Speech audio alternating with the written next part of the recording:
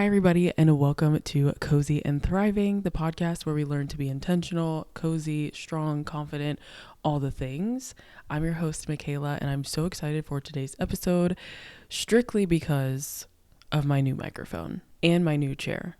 I am so happy. I wanted to do this segment where I talked about something that's brought me joy, something that I did this week, something that I had fun doing this week or been loving this week.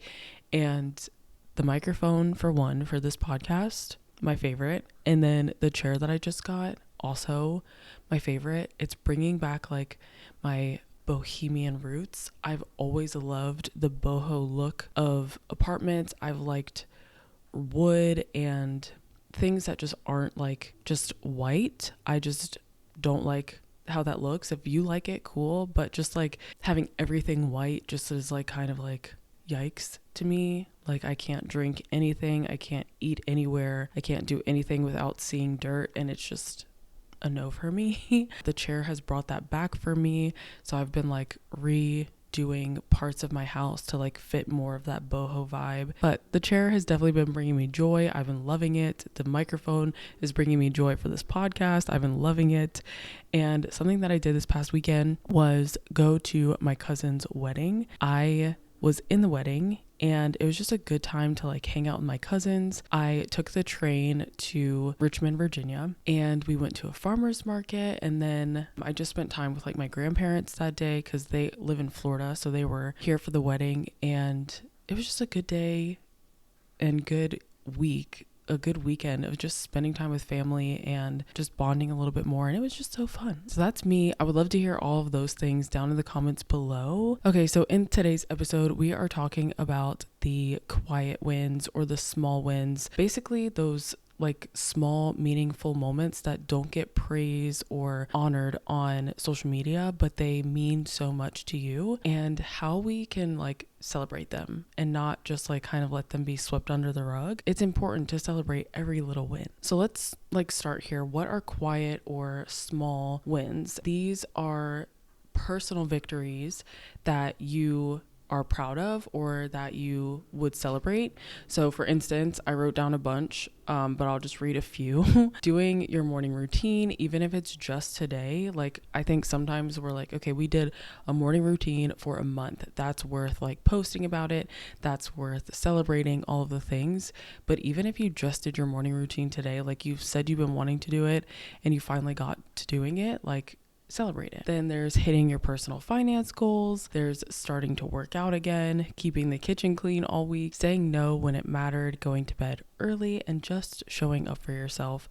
I like this saying no when it mattered because it's something that I'm definitely working on. I think I want my friends and my family to enjoy my company, but there are times that I'm literally just so tired, or being an introvert, I am very much so a person that likes time to myself. And when I feel like I have not been able to have that and I'm constantly on the go, I get super burnt out. And so I like the saying no when it mattered, and not just saying no just because, but literally you just need that time. These are things that don't really get celebrated on social media, nor do I think that they need to. I don't really think that you have to put out every win that you have and every loss that you have. I think that even your biggest wins can be personal and private to you. People like to see other people thrive, and people like to tell other people about their victories and about their wins, and there's nothing wrong with that either. But I think that when we take the quiet wins and the small wins and the little things and we celebrate them ourselves, how much of a difference we see in our day-to-day lives, how much more excitement we see. And last week I talked about, creating a life that you want to be present for. And I think that when you start to celebrate those little wins and those little things, you are beginning to see, oh, I want to be present for this life because I am showing up for myself. I'm hitting my personal finance goals. I'm doing the routines that I've been wanting to do, all the things. I think that it's so important. But don't get me wrong, I think that it is sometimes really hard to celebrate these small wins, especially on social media, or if you're a very social person and you have a lot of people in your life doing big things. I think that it's really easy to not want to celebrate your small ones. So some reasons why we wouldn't celebrate them is that we compare ourselves to others' highlight reels. So if you're talking to family members and they're just talking about all the good things they're doing, you kind of look back at your life and you're like, wow, I tried to do this and it failed. I tried to do that and it failed. I tried to do this and it failed. Yet this family member or this friend or this person, this coworker is like 10 years ahead of me. Like, what's going on? How is that possible? Social media is like one of the biggest things where we like to compare ourselves. I think that for me, a lot of times I compare my aesthetic and my lighting and everything to other people that look and do kind of the same thing that I do. I'm like, why can I not get my stuff to look like that? It is very much so like a comparison game. And when people post their wins, you're like, oh, I'm in the same field, I'm doing the same thing, and why can I not get there?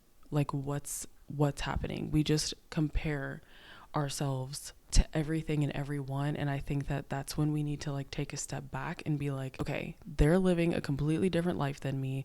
I don't need to compare myself to them because I'm on a different path. I'm going to get there a different way. This kind of goes back to one of my episodes where I talked about how like you're not too old and it's not too late. Your age doesn't really matter. Like, we compare ourselves because society says this is where we should be, this is what we should be doing, and like, I just don't think that we have to hold on to those societal standards like that, because it does lead us to this state of just comparing ourselves to everything and everyone. Another reason why I think it's hard to celebrate these wins is because sometimes we just crave external validation. I know that a lot of times, for women at least, we see another woman doing something and we're just like, oh my gosh, I need to be like her. I want to be like her. How do I get there? And we follow all of these, like how to get to 1 million followers in 30 days, or how to build a business that makes $100 million in 7 days, or like whatever. Like, we're always trying to get there fast, so that way we can then go and say, hey, I did this thing in this amount of time, validate me. And we don't need the external validation to know that we're on the right path. There are, I guess, signs and things that will like help confirm that you're on the right path, but I don't believe that we need always external validation from other people. But this is something that we crave. Even me, like sometimes I'll want to do something so that way somebody says, oh my gosh, Michaela, that's so cool that you did that. Oh my gosh, Michaela, I love that you did that. Just like getting that external validation, and we don't need that. We don't need that. I want to stress that to you, that you don't need the external validation. My foot is asleep. I need to get those pillows for the ground, because I want this to kind of be somewhat permanent setup for my podcast, but I'm uncomfy for sure. The last thing that I have here for the like why it's hard to celebrate is that we assume that only big wins count. We don't assume that people are going to be happy for us for the little things. And usually I feel like that is the case, to be completely honest. Like, I feel like people do, like somebody could say, hey, I just got into the Olympics, and people are like, oh my gosh, that's so cool. That's so awesome. I'm so happy for you. And then you could say, hey, I did my morning routine for a week straight. And people are like crickets, like, okay. But if you think about it in a different way, that person just got accepted into the Olympics, but years prior, they practiced, they put in hard work, they had goals that nobody knew about. They did small things, little wins every single day to get to the point of that big win. So just because you're seeing their big success now doesn't mean that you won't have that big success later. It just means that you are where they were a few years back. That's okay. It's all right. In a second, I'm going to talk about how you can start to like celebrate these small wins, like how you can start to make this a part of your like routine. But one of those ways is to say your wins out loud. And I just remember in 6th grade, my school went to an amusement park for like the end of the year, if you didn't get a referral or written up or suspension or whatever, like you got to go on this trip. And they gave us a form that we filled out. And one of the questions on that form was, do you like roller coasters? Yes or no, or sometimes, or something like that. There was a third option. I just don't remember what it was. I remember checking yes. I had only ridden baby roller coasters at this point. And even when I was a kid, I think I was scared of the roller coasters. I'm not 100% sure. I'd have to ask my mom. But I think I was scared of those, and I overcame that fear of like the baby roller coasters. So I loved that. But then I got put into a group where everybody loved roller coasters, and I was terrified because they wanted to do the ones that went upside down. And I was like, I don't like upside down roller coasters. I've never been on an upside down roller coaster. And this is about to be the day that I have to face my fear, because I'm not going to be embarrassed in front of all of these people saying that I like roller coasters and then getting up there and crying or dropping hundreds of feet out of the air from the like drop tower. If you've ever been to King's Dominion, you know how high that thing is. It's ridiculous. But I remember like visibly shaking in the line. I had my hands like, my hands crossed, my arms crossed across me. So that way people couldn't see that my hands were shaking uncontrollably. But I got on, and I remember like being on the roller coaster. It started going, and I was like, I did it. I faced my fear. I'm on the roller coaster. We're going to do this loop-de-loop, and we're going to get off, and we're going to be okay. Like, it was like one of those things where I was just kind of like talking myself up and like saying, hey, look, you faced your fear today. Like, you did it. You did a good job. And I find myself doing this a lot when I am feeling anxious or a little scared about something. I find myself just telling myself afterwards, you did it. Like, calm down, basically. Like, you're okay. You did it. You will be able to do it again. So with that, let's go into how to start honoring these quiet wins. And we'll start with saying it out loud. You can say it to a spouse, to a friend, whatever. I'm so thankful for my husband because I can literally tell him the smallest little things, like gaining 1 subscriber or 10 subscribers or whatever. Like, we just kind of talk about that. Since he's also a content creator, we just kind of like talk about our wins that way, even if they're like small wins. Like, you know how on YouTube, I think at the point of me recording this, my follower count is 1.48 or something like that. So like, we literally will count like those little numbers. Like, it's like, oh my gosh, my subscriber count just went to 1.49. Like, it's like the littlest things, but I'm so happy that we're able to like bond over that. But you don't have to have somebody to tell those to. You can tell them to yourself. You're like, oh my gosh, yes, I did it. I made it to 2K. Or even like just on Threads, sometimes I use that as like a public journal. And I put it in air quotes because it's not really a journal. It's literally just me sharing what's on my mind. But I posted like I made it to 1,500 at one point. So it's just like cool to be able to like say that and like have it documented that way, which leads me into my next way that you can honor is by journaling. I talk about journaling a lot just because I love to journal.